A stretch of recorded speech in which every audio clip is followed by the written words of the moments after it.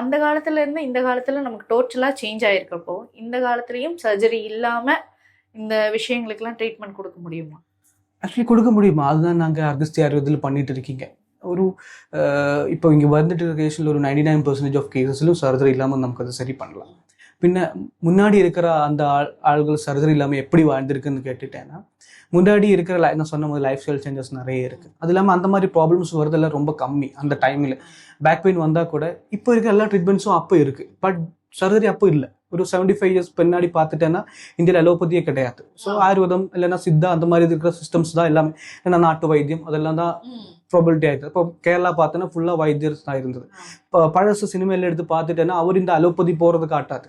டைரெக்டாக வைத்தியரை கூப்பிட்டு வாங்க, அவர் என்ன பண்ணலாம்னு அவர் உயிரிறது சவுட்டி திரும்புறது இதெல்லாமே தான் பார்ப்பாங்க.